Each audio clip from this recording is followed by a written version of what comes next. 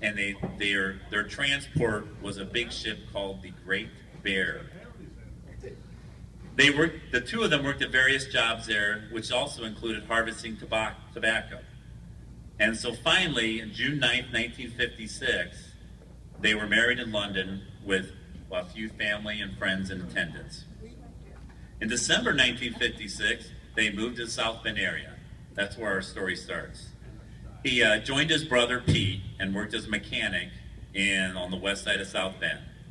At this time, his service to the community, the service above self, is where it began. He was very active at Holy Family Church and School. He became an usher at church and served on the Holy Family School Board. His 5 children were raised through the Holy Family community. At this time, he was a regular volunteer for any fundraising activities the parish might come up with, and he and his brothers were the fixture of running the wheel at the carnival and smokers. There has to be gambling, remember. Whether it was paper drives, storing Scouts Pine Wood Derby track, or moving football equipment at the end of the season, he was always ready to offer assistance. Also in his early years in South Bend, he joined the Knights of Columbus and was very active in that organization as far as a board member, and his service to community was there. In 1974, he opened his own service station in Roseland. He was the head mechanic in charge of public relations, while Elizabeth was the bookkeeper. After about 2 years, he and his wife moved their parish to Christ the King, where he jumped right in and became an usher for their new church. There was no shortage of small opportunities to help those in need of the church and his new Roseland community. Though his time became scarce as a business owner, he still had time for many, many activities with the church, and he also gave time to an organization called RCA, which RCA would be the same as the Center for the Homeless for us. 1985, he began ushering and darting football games. Now comes the Roseland Rotary Club. In 1987, he joined the Roseland Rotary Club. As a Rotarian, his accomplishments are very many, but just to mention a few, in the 27 years, he has perfect attendance. Which put that in perspective, in 16 years, he graduated 3 weeks in a row. Every year he's been a board member. He's been named a Paul Harris Fellow twice. In those years, he's had many projects, water wells in Indy, apple picking. He serves on the auction committee, Thanksgiving baskets, everything we do. In the 27 years, he always donates his time or money if needed to make a project successful. If our club, Roseland Rotary, needs any kind of help, he's the guy we look for because he's always there for us. And to tell you the truth, to this day, when the community thinks of Roseland Rotary, he is our face of our club. In 1989, 2 years after he joined Roseland Rotary Club, he headed up a team, which was 25 years ago, that started the Granger Club, the Sunrise Granger Club, who was our partners in this.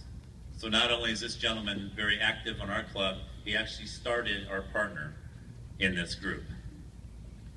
As far as outside the Rotary in the last 27 years, he's donated time at Dismas House, Catholic Workers' Homes, Center for the Homeless, and Habitat for Humanity.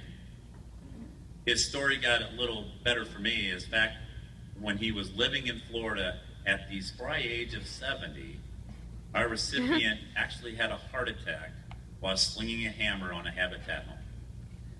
He obviously ended up fine, but he woke up that morning not feeling well, but that didn't stop our recipient. He still wanted to do his commitment. He wanted to fulfill his commitment. In fact, to this day, the swinging of the hammer doesn't mind telling you of the time. He is always ready to lend a hand to family, friends, and even total strangers. He might be working on his children's home, building a swing set for grandchildren, building a deck for families and friends, helping an elderly friend through his final days, or helping a man change a tire in the parking lot of Martin's. This gentleman is all about family, wife, brothers, sisters, children, daughters-in-law, son-in-laws, nephews, nieces, and of course, grandchildren. But his extended family, which is all of us in Rotary, feel most welcome with what he does for us. If there's one person that rings out to be the first recipient of Service to Self, it's this gentleman. I am honored to call this gentleman a fellow Rotarian and a friend. And the first annual Service Above Self Award goes to Aldo.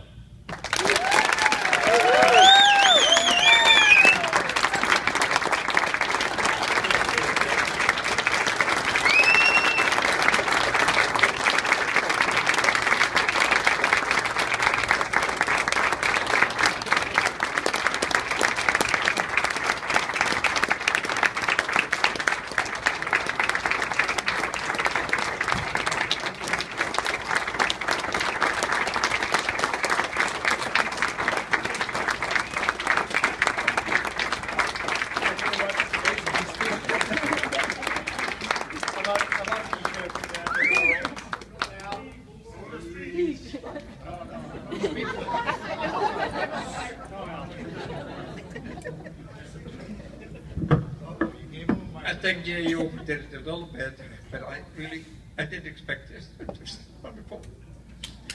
Our Rotary Club is one of the best in our group. I mean, we have so much fun always, and it's not only fun, but like this here, till we get this gathering together. Thank you. Thank you very much.